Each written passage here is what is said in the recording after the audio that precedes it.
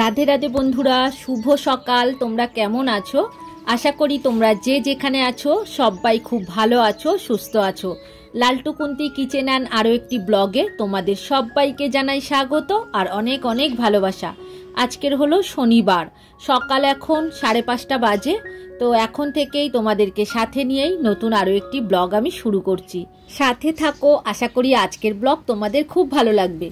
তো প্রত্যেক দিনের মতো সকাল সকাল ঘুম থেকে উঠেই ফ্রেশ হয়ে চেঞ্জ করে নিয়ে ঠাকুর প্রণাম সেরে নিলাম। তবে আমাদের মতো হাউসওয়াইফদের সারাদিনের একই রুটিন থাকে, তবে একটু সময়ের এদিক ওদিক হয় আর কি। তো আজকের ছেলে কিন্তু কলেজ যাবে না, যেহেতু শনিবার ওর আজকে ছুটি আছে। তবে বর্মশাই আজকে অফিসে বেরোবে একটু সকাল সকাল, তো আমি ওই কারণে সকাল সকাল উঠে সমস্ত কাজ সেরে নিচ্ছি। আর এরপরে রান্না বসিয়ে দেবো, ও খেয়ে বের হবে। তবে আজকে টিফিন দেবো না, যেহেতু ও একা যাবে, তো ওই কারণে আজকে আর টিফিন করতে আমাকে বারণ করেছে। ছেলে গেলে তখন দুজনের মতো টিফিন করতে বলে আর কি। আজকের ও বাইরেই খেয়ে নেবে। তো যাই হোক, এদিকে দেখো বিছানাটা গুছিয়ে নিলাম এই বড় ঘরের। এইবার রান্নাঘরের দিকে যাব। তবে রান্নাঘরের সব কাজ করা আছে আমার, শুধু এইবার গিয়ে দুধটা গরম করব। ছেলে ওদিকে এসে গেছে, এবার ওকে একটু বনবিটা বানিয়ে দেবো, তারপর বর্মশাইদের চা বানিয়ে দেবো, ওরা ততক্ষণাৎ খাবে। আর আমি এদিকে আজকে কি রান্না করব সেগুলো কেটে নেব। তো চলো এখন বনবিটাটা বানিয়ে দিই। আর আজকের তো শনিবার, ছেলে দুবার ভাত খাবে না, কারণ ওই যে শনিবার দিনকে ডাল ডালনা বা পনিরের তরকারি করি, তো ও ওই কারণে খেতে চায় না। তবে অন্যান্য বার মাছ থাকে তখন খেয়ে নেয় সকালে। আজকের এই যে বনবিটার বিস্কুট খেয়ে থাকবে, দুপুরবেলা একেবারে ভাত খাবে। আবার আজকে শনিবার আছে, ও আবার কম্পিউটারে যাবে ওই বেলার দিকে। তো যাই হোক, ও একেবারে খেয়ে বেরিয়ে যাবে। এখন বড় একটা কাপে দেখো ভর্তি করে আমি বনবিটা বানিয়ে দিয়েছি, আর দুটো দুটো করে 4টে বিস্কুট দিয়েছি, এটা খেয়েই ও থাকবে।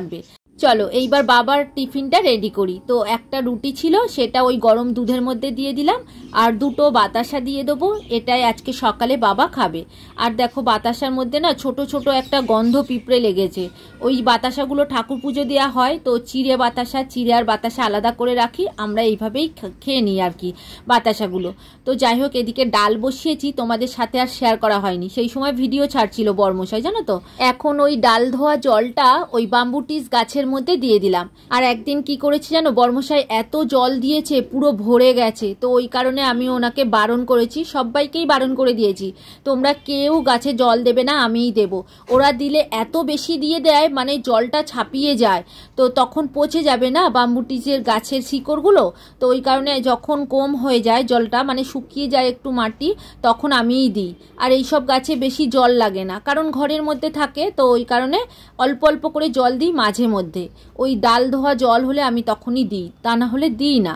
আর হ্যাঁ, সর্ষের যে খোলাটা থাকে, আমি যখন সর্ষে রান্না করি, তো ওর যে খোলাটা থাকে সেটাই আমি দিই ওই গাছের গোড়ায়, আর কিছুই দিই না। তবে গাছটা অনেকটাই লম্বা হয়ে গেছে জানো তো, আর দেখতেও বেশ ভালো লাগছে। তো চলো এদিকে রান্নাঘরে এসছি, কিছুটা বাসন ছিল সেগুলো মেজে নিলাম, মানে ওই যে টিফিন খাওয়া হলো, তো সেইগুলো মেজে নিয়েছি। আর রান্নাও আমার হয়ে গেছে। আজকে কি করেছি জানো, ডাল করেছি, পাঁপড় পটল আলুর তরকারি বানিয়েছি, আর পাঁপড় ভাজা করেছি, আর আলু সিদ্ধ করেছি, আর কিছুই করিনি। ওই কারণে তোমাদের সাথে আর শেয়ার করিনি। তো এখন বর্মশাই ছাদে এসছে, মানে ঠাকুর পুজো করবে, ও ফুল তুলছে আর পায়রাগুলোকে খেতে দিয়েছে। আর এদিকে দেখছো আমি রেডি হয়ে চলে এসেছি, আজকে শর্টস বানাবো। আর এত বৃষ্টি হচ্ছে না, মানে বাইরে বের হওয়া যাচ্ছে না, ভিডিও করা যাচ্ছে না। তো যাই হোক, আমাদের মতো হাউসওয়াইফদের একটাই সুবিধা জানো তো, এই সোশ্যাল মিডিয়া এসে না আমরা কিছু না কিছু করতে পারছি। তবে দেখো, সংসারের সমস্ত কাজ সেরে তারপরে কিন্তু এই সোশ্যাল মিডিয়ায় আমরা কাজ করছি, সংসারের কাজ করছি প্লাস সোশ্যাল মিডিয়ায় কাজ করছি। তাহলে বলো, আমরা কি বসে থাকি বাড়িতে? বাড়ির বউরা কিন্তু বাড়িতে বসে থাকে না, তাদের কিন্তু অনেক কাজ থাকে। তো সেইগুলোই আমি এই ভিডিওর মাধ্যমে তোমাদের সাথে শেয়ার করি। খুব বৃষ্টি হচ্ছে তো। হ্যাঁ, কালকের কতটা যেতে হবে বৃষ্টিতে, কালকে কতটা রোদ্দুর হচ্ছিল বলো তো।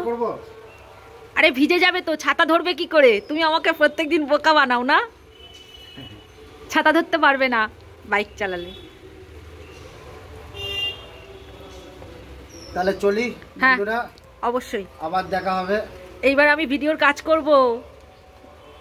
এখন বর্মশাই তো বেরিয়ে যাচ্ছে, ওর সময় হয়ে গেছে। তো এরপরে আমার কাজগুলো করতে হবে, আমার এখন অনেক কাজ পড়ে আছে জানো তো। আর আমাদের পাড়াতে এক জায়গায় মাইক বাজছে, তো ওই কারণে সাউন্ডটা দিতেও পারলাম না। আর একটুখানি যদি গান বা মিউজিক আসে তখনই সঙ্গে সঙ্গে কপিরাইট দিয়ে দেয়, তাই জন্য আমি মিউজিক দেয়াই বন্ধ করে দিয়েছি। তো এতেই যা হয়। তো যাই হোক, এদিকে দেখো বৃষ্টি তো হয়েই যাচ্ছে, আর আজকে মনে হয় নিম্নচাপ লেগেছে জানো তো। এই যে রাস্তা পুরো ভিজে গেছে আর কিরকম শ্যাওলা হয়ে গেছে। তো যাই হোক, আমি এখন উপরে চলে এসেছি। এইবার দেখো একে একে কাজ সেরে নেবো। বর্মশাই চলে গেল, ওদিকে আমার সমস্ত কাজ হয়ে গেছে। কিছু শর্টসও বানিয়ে নিয়েছি, মানে একটু সকাল সকাল উঠলে আর কি সব কাজ ঠিক টাইম মতো হয়েই যায়। চলো তাহলে এইবার তোমাদের কিছু কমেন্টের উত্তর দিয়ে দিই। ডান্স উইথ রাইমা থেকে দিদিভাই লিখেছে, হাই দিদি, কেমন আছো? আমিও তোমার ভিডিও দেখি, বাট কমেন্ট করা হয় না। আমার একটু প্রশ্ন ছিল, শ্রাবণ মাসে কি ঝাঁটা কেনা যায় না? আর যদি কেনা যায় তবে কোন দিন কেনা ভালো, বলবে কিন্তু। তো প্রথমেই বলবো অসংখ্য ধন্যবাদ কমেন্ট করার জন্য। তো দিদিভাই দেখো, নিয়ম কিন্তু সবাইয়ের একই রকম হয় না। তো আমরা একটা নিয়ম পালন করি, অন্যরা অন্যরকম নিয়ম পালন করে। তবে দেখো, ঝ্যাঁটা কেনা কিন্তু অশুভ না, শুভ জিনিস। তো এটা যে কোনো সময় কেনা যায়, তবে বিশেষ একটা দিনে কিনলে ভালো হয়, ওই যে বৃহস্পতিবার কিংবা রবিবার তুমি কিনতে পারো। তো যাই হোক, আশা করি তোমার উত্তরটা পেয়ে গেছো। তো তুমি খুব ভালো থেকো, আর এইভাবেই সব সময় আমার পাশে থেকো। আর বিট্টু বিদিশা ব্লগ আইডি থেকে দিদিভাই লিখেছে, তোমার ভিডিও দেখতে আজ একটু দেরি হয়ে গেল, ঝিঙে রান্নাটা দারুণ হয়েছে। তো দিদিভাই কোনো অসুবিধা নেই। তো আমি দেখো একটু দেরি করেই ভিডিও ছাড়ছি এখন করে, মানে ওই 6টার দিকে, 6:30 7টাও বেজে যাচ্ছে। তার কারণ কি বলো তো, ভিডিও আপলোড করতে পারছি না, মানে নেটওয়ার্কের সমস্যার জন্য। তো যাই হোক, দেরি হলে কোনো অসুবিধা নেই। এই যে তুমি কমেন্ট করেছো, এটাতেই আমি খুশি হয়ে গেছি। তো যাই হোক, তুমি ভালো থেকো, সুস্থ থেকো, আর এইভাবেই আমার পাশে থেকো। কল্পকথা থেকে দিদিভাই লিখেছে, ভিডিওটি খুব সুন্দর লাগলো, তোমার ঝিঙের ঝোল রেসিপি দেখে কিন্তু আমার খুব লোভ হয়েছে।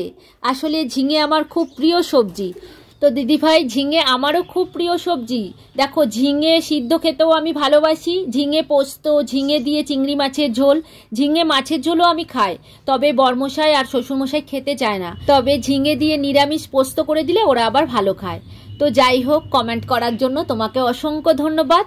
তুমি খুব ভালো থেকো, আর হ্যাঁ, মাঝে মধ্যে এরকম ঝিঙে দিয়ে চিংড়ি মাছের ঝোল বানিয়ে খেও।